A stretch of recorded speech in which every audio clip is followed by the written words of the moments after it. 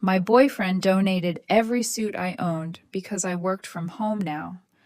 What he didn't know was that I had a final boardroom interview in 2 days, and losing those suits became the moment I finally realized he wasn't organizing our apartment. He was slowly erasing me. My name is Clara Bennett. I'm 35 years old, and for 11 years, I built a career in supply chain management, one exhausting promotion at a time. I started in warehouses counting pallets and chasing missing shipments while men twice my age explained logistics to me incorrectly. I worked my way into operations management, then into leadership meetings where people suddenly acted surprised when the woman running the room remembered every metric better than they did. It wasn't glamorous work, but it was stable, real, the kind of career that lets you breathe a little easier every year. Then my company went remote after a restructuring last March. I converted the spare bedroom in the apartment I shared with my boyfriend into a home office. Desk, monitors, docking station, filing cabinet, everything I needed. Marcus and I had been together 3 years. At first, living together felt easy. Then little things started disappearing. My running shoes because they looked too worn. 3 jackets vacuum sealed into storage because I apparently didn't need that many. Protein powder moved into hidden cabinets because it ruined the visual flow of the kitchen. Every time I pushed back, Marcus gave me the same calm smile. I'm just trying to keep the place organized. That was the thing about Marcus. He rarely sounded cruel. He sounded reasonable, which somehow made it easier to ignore how controlling he was becoming. I kept telling myself none of it was worth a fight. Until the suits. I owned 5. 3 for work, 1 for formal events. 1 my mother bought me after my first management promotion. That suit mattered to me more than Marcus ever understood. My mother had saved for months to buy it. I still remembered standing in that fitting room while she smiled at me with tears in her eyes and said, "You look like a woman who runs things." I kept all 5 suits even after transitioning to remote work because professional women still need professional clothes eventually. That should have been obvious. 3 weeks ago, I came home with groceries and noticed my closet looked wrong. Empty. 5 hangers. Nothing else. I checked the spare room, storage bins, laundry room. Then I texted Marcus. "Do you know where my suits are?" His response came back immediately. "I donated them to Goodwill this morning. You work from home now, so I figured you didn't need them anymore. Needed closet space for my spring clothes." Oh man, I saw night. I just stood there staring at the message while the grocery bags cut into my fingers. $2,800 worth of professional clothing. Gone, including the suit my mother bought me. And somehow the smiley face made it worse. Now here's the part Marcus didn't know. I had a final round interview in 2 days. Senior Director of Supply Chain Operations. Boardroom interview. CEO, COO, Executive Leadership. $141,000 salary. $15,000 signing bonus. I hadn't told him because I'm superstitious about opportunities. I don't like talking about things before they become real. But honestly, it wouldn't have mattered if I had no interview at all. Donating another adult's belongings without asking is insane. I stared at his text for almost a minute before replying. Thoughtful of you. That was it. No yelling.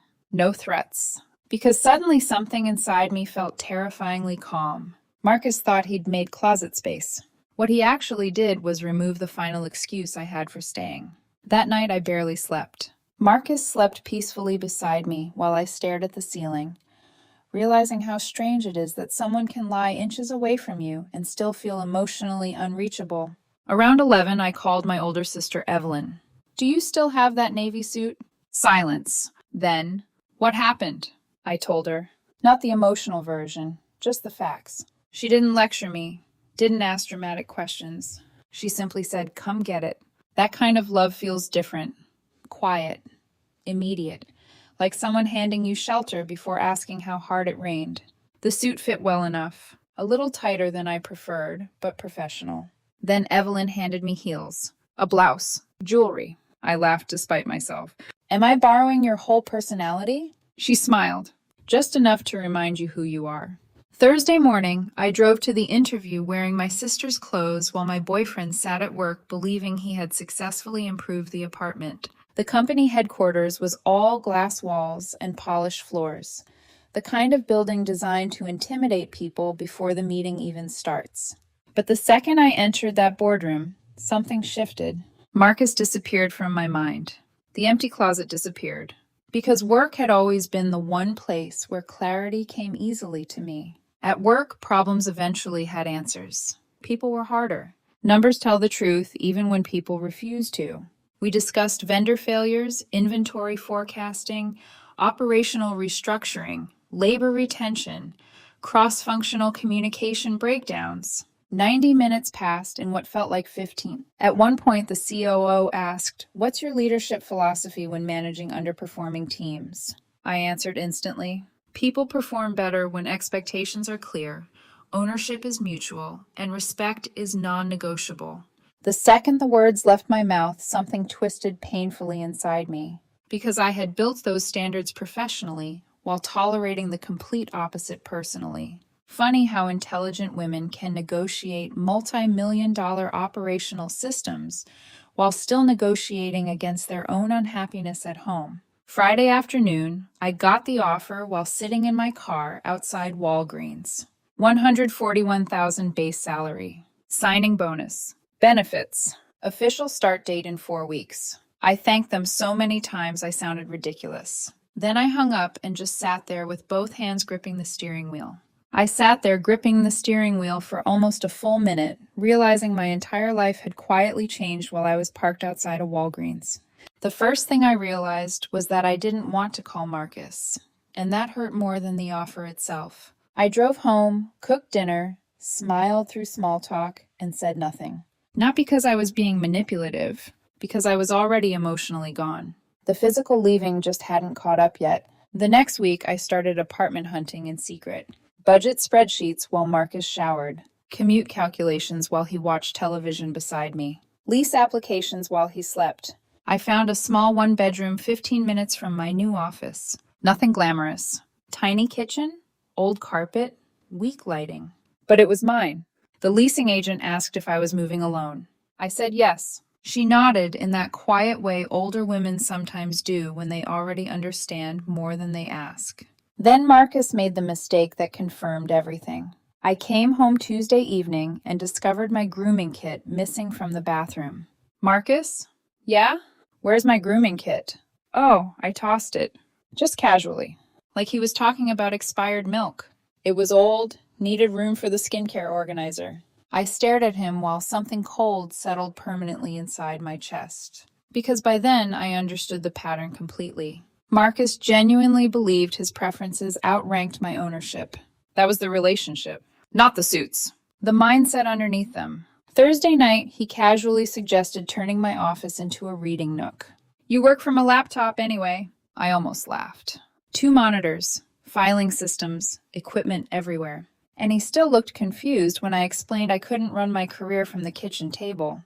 "We'd figure it out," he said, which really meant I would adapt after he made the decision. Friday night, Marcus's best friend came over for wine. I overheard them talking in the kitchen. "You already got rid of the suits," his friend laughed.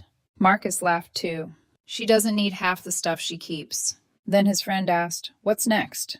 And Marcus said, "Storage unit probably." Like he was discussing furniture instead of another human being's life. I stood there gripping a glass so tightly my hand hurt. And suddenly the entire relationship became horrifyingly simple. I realized Marcus had stopped seeing me as a person sharing the apartment with him.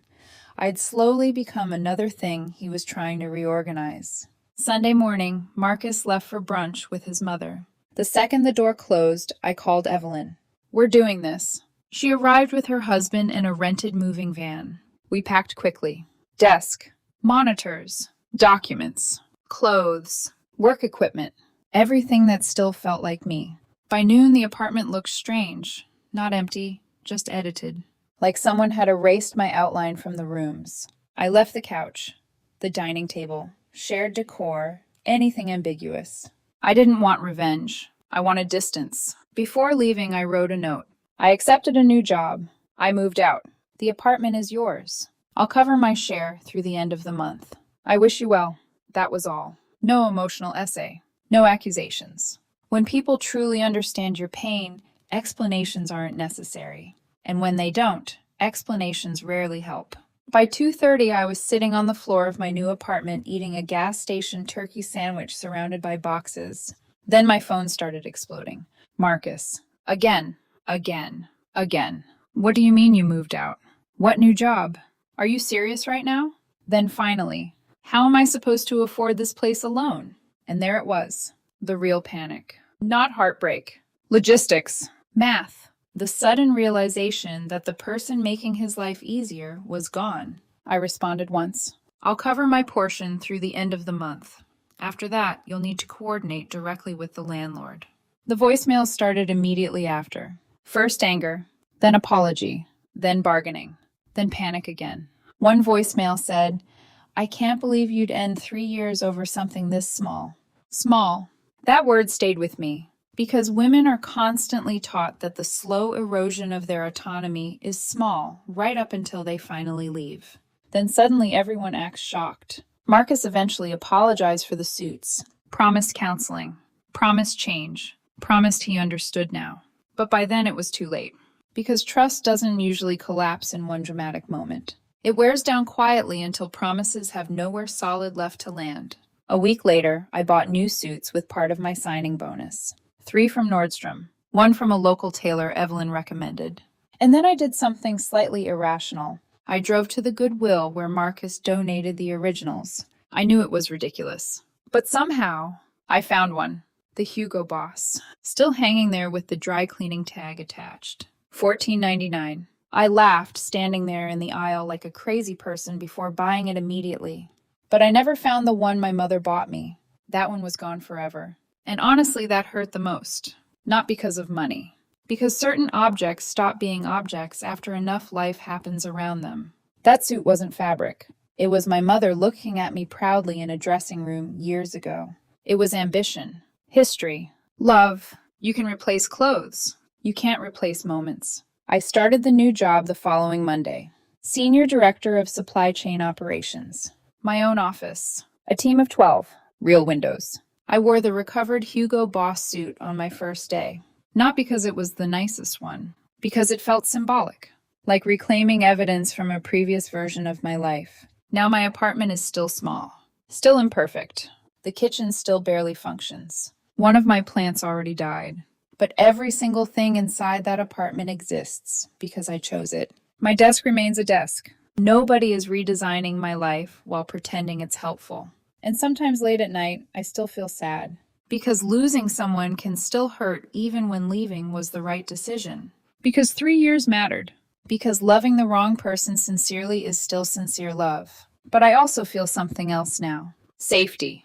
The kind that only appears once you realize nobody in your home is deciding what parts of you are allowed to stay. Some nights I still reached for my phone before remembering there was nobody left to update about my day. People think freedom feels dramatic. Usually it doesn't. Usually it looks like opening your own closet and knowing everything inside will still be there tomorrow.